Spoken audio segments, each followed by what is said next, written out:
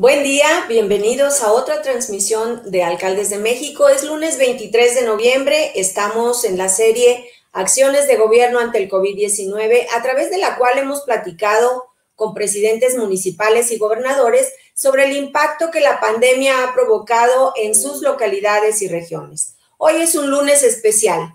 Está próximo a ser entregado el premio a las mejores prácticas de gobiernos locales que por 10 años consecutivos Alcaldes de México ha otorgado para reconocer el buen desempeño de municipios y estados en cualquier área de su administración y de los servicios públicos que ofrecen. ¿Qué retos políticos encuentras distintivos en esta elección que ahora se prepara? Me parece muy importante que tú pongas el acento no solamente en las elecciones, sino que lo vincules con buenas prácticas de gobierno. Estamos hablando de alcaldes, pero yo diría también buenas prácticas en el ámbito legislativo, porque se va a renovar tanto los congresos locales como la Cámara de Diputados a nivel federal. Y diría que en el marco de la pandemia, que nos ha cambiado la vida absolutamente a todas y todos en el planeta, lo que tendríamos que considerar es, ¿se gobierna para qué? ¿Para quiénes? En una situación inédita como la que estamos viviendo. Y hay algo en lo que ha puesto el acento las mujeres, el movimiento feminista, pero también la Organización de Naciones Unidas y la CEPAL.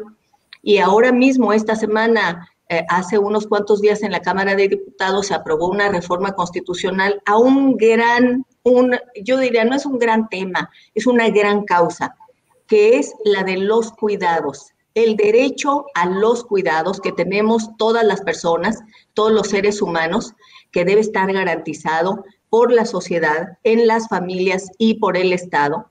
Y también los derechos de las personas cuidadoras, que mayoritariamente somos las mujeres. Y entonces cuando hablo de cuidados, generalmente se pensará, bueno, eso es asunto sobre todo de las mujeres, son las que se hacen cargo en las familias. Además, nuestras familias en México son tan solidarias, tan generosas, como verdaderamente lo son, por supuesto, que ellas se harán cargo. Pero tenemos que cambiar esa manera de ver los cuidados. Es una responsabilidad pública también, y creo que aquí lo que hay que decir es que se requiere construir un Estado benefactor. Hace años en el mundo fue una de las tendencias que además sigue hoy nuevamente discutiéndose: cuánto Estado y para qué, es decir, cuánto gobierno y para qué. Y yo diría que el que requiera la sociedad, el Estado debe estar presente. Finalmente, lo que tenemos que hacer es cuidar nuestra democracia. De repente dimos un brinco hacia una transformación en México durante los últimos años del siglo pasado y parecía que ya estábamos ahí y que nuestra democracia estaba completamente consolidada, avanzando en todos los temas claros que tiene que avanzar el mundo, pero de repente nos damos cuenta que es muy fácil perder o la credibilidad de las instituciones o las prácticas enteramente democráticas. Cuando Amalia menciona que tenemos que tener cuidado de las personas, cuidado de todas las actividades en nuestra cotidianidad, en ese espacio público que no es solamente la administración pública, sino es todo ese espacio en el cual el ciudadano tiene que ver con instituciones, con grupos, con lo que es el mundo de lo público y que nos afecta directamente. Bueno, eso es justamente lo que tenemos que cuidar si queremos que nuestra democracia se fortalezca. Y ahí quizá lo importante es rescatar y fortalecer nuestra pluralidad. Tuvimos muchos años en donde había varios partidos gobernando, en donde teníamos gobernadores de unos partidos y de otros, y había de alguna manera una pluralidad en la forma de tomar decisiones que implicaba una negociación. Yo creo que cuidar la democracia y involucrar a todos en este cuidado implica rescatar la valía de la pluralidad. de nuestra sociedad. Y en ese sentido, creo que las elecciones del año que entra justamente nos ponen sobre la mesa otra vez la apuesta de las diferentes alternativas que tenemos para poder encontrar soluciones en los diferentes nichos. Como bien decías, Norma, ahorita al principio, lo que tenemos en el año que entra es una elección en donde hay una gran cantidad de puestos a elegir. Y esto significa una gran cantidad de elecciones. Todos los estados de la República tienen alguna elección local. Algunos van a elegir gobernador, 15 estados, y además tenemos la elección de la renovación de la Cámara de Diputados Federal. Y ahí es en donde empiezo a vincular con tu pregunta. Va a moverse necesariamente por los 20 y tantos mil puestos que se van a elegir mucho dinero, porque todos los candidatos tienen derecho a invertir en sus campañas, ya sea dinero público o dinero privado, y el dinero público ante tal cantidad de candidaturas, pues seguramente no alcanzará, y hemos visto cómo desde que empezó a circular el gran financiamiento a los partidos políticos allá en 1996, no alcanzaba el dinero público para las campañas, y entonces se recurre a dinero privado que es mucho más difícil de seguir y sobre todo mucho más difícil cuando el Instituto Nacional Electoral es el único responsable de fiscalizar los dineros de todas las campañas, desde la campaña para el presidente municipal de San Felipe Torres Mochas, me pongo de pie, hasta las campañas de cada uno de los diputados federales. Y esto implica un esfuerzo de fiscalización muy grande que, como bien dices, Norma, pues no alcanza. Es lo que hemos visto en estos meses en que todos hemos estado enclaustrados o teniendo una interacción física muy limitada, y lo hemos visto en las charlas que tú has tenido con presidentes municipales, pues es no despertar, pero sí este crecimiento exponencial del ciudadano digital, ¿no?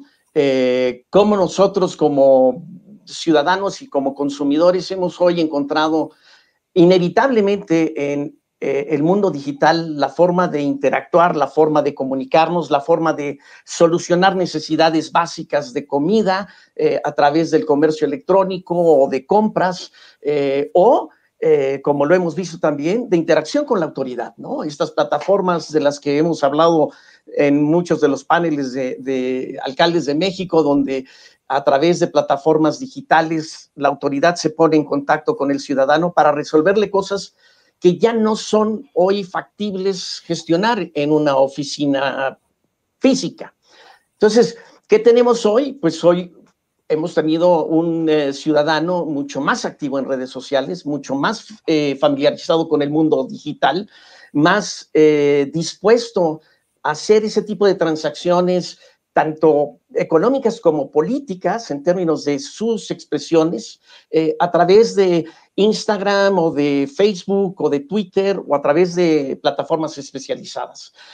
Y cuando vemos lo que acabamos de experimentar en Estados Unidos, donde en medio de la pandemia hay una elección muy importante y hay más de 200 electores que participan, etcétera, y esta interacción es también a distancia, pues eso lo vamos a trasladar a lo que va a ser la realidad de muchas de las campañas electorales en México, porque aun cuando hoy tenemos 2 estados en verde, es muy probable que tengamos una vinculación y una interacción personal en las elecciones que no vaya a ser física.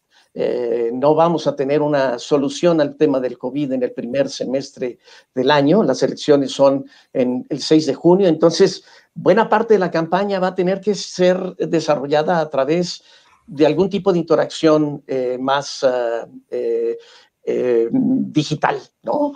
E imagínate, ya lo ha expuesto la gobernadora García y también Arturo, el año que entra tendremos 21,000 diferentes cargos de elección popular, según el INE.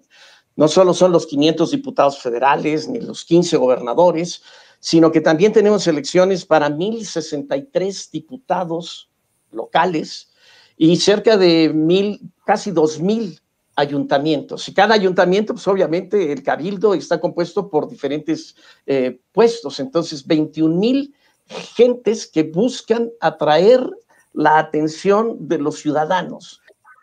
Bueno, yo creo que la pandemia ha puesto a prueba a los gobiernos en todos los ámbitos, en los 3 órdenes de gobierno, el ámbito municipal, el ámbito estatal, el ámbito federal y en todo el planeta. Y aquí yo destacaría algo que es un hecho. Las mujeres que gobiernan en el planeta son las que han actuado con más eficacia. Bueno, ahí está Nueva Zelanda, que es un ejemplo de políticas públicas precisas, cuidadosas, muy inteligentes. No es un asunto de género, diría yo, pero ahí está el dato, ahí está el dato. Y lo que hizo la pandemia es poner a prueba a los gobiernos. Decía yo que impactó a los gobiernos en diferentes espacios, uno en términos del conocimiento, porque tenía que tener a los mejores hombres que saben de la pandemia para poder actuar. Segundo, un problema técnico. Había que generar la técnica necesaria y diseñar las estrategias para poder resolver el problema. Tercero, es un problema de recursos también. Es un problema de haber dejado de gastar en algo y gastar en lo que era necesario por la emergencia. Y cuarto, es un problema también de habilidad política. Y en todo esto, yo creo que diferentes gobiernos reaccionaron de diferentes formas. Eso se expresa muy claramente en la credibilidad o no que cada gobierno pudo tener para resolver o enfrentar el problema y seguir enfrentándolo. No querer decir que ya pasó, enfrentar y reconocer lo que está pasando y ver que sigue para adelante. Esto no ha acabado, esto sigue. Cuando hablamos de que si la pandemia afectó, parecía como que ya hubiera pasado. La pandemia va a seguir un tiempo, las vacunas van a llegar cuando lleguen, pero no van a dejar de enfermarse y morirse personas. Entonces, la pregunta es, ¿cómo va a afectar la pandemia en medio de un proceso electoral como el del año que entra? Sino que uno debe de compartir sus mejores prácticas siempre en beneficio de la sociedad para atender una crisis. Y creo que lo hemos visto en algunas de las charlas aquí en Alcaldes de México, un presidente municipal que le ofrece a otro presidente municipal conocimiento en el desarrollo de una aplicación móvil, en el desarrollo de alguna idea, en la aplicación, en cómo aplica una táctica para atender algo que está a lo que está haciendo frente. Y lo mismo lo hemos visto en las empresas que han desarrollado han innovado en productos, han dedicado su línea de producción a sacar algún gel antibacterial, al desarrollo de ventiladores para hospitales. Entonces, creo que yo sí vería que en medio de la pandemia hemos tenido una mayor solidaridad y un mayor deseo de dejar a un lado egoísmos y quizás pues agendas políticas propias para ofrecer soluciones, para compartir ideas. Esto no quiere decir que no se haga sin un afán egoísta. Todas las empresas que han hecho esto lo han publicitado. Y estoy seguro que muchos presidentes municipales, al compartir sus buenas prácticas, también han dicho a sus electores, miren qué bien estamos aquí, que hasta nos damos estos tips, damos este conocimiento a otros que están en otra circunstancia diferente a la nuestra. Así que eso también crea reputación. Ninguna de las empresas se ha quedado haciendo cosas buenas sin cacarearlas, porque además nuestra sociedad quiere saberlo. Yo quiero saber qué hacen las empresas y qué hacen los políticos en favor de los demás. Así que tiene muchísimo sentido que uno pueda publicitarlo y pueda comunicarlo, porque la ciudadanía lo desea saber, pero al mismo tiempo porque eso construye para mí una reputación hacia los demás. Sigan estas conversaciones que estaremos teniendo los próximos lunes hasta la entrega del premio, hasta el 7 de diciembre tendremos esta última conversación con nuestros consejeros editoriales y los espero el próximo miércoles a las 9:30 de la mañana en otra emisión de la serie Acciones de Gobierno ante el COVID-19. Por hoy ha sido todo. Recuerde, si tiene que salir, cuídese y si puede, quédese en casa. Nos vemos el miércoles.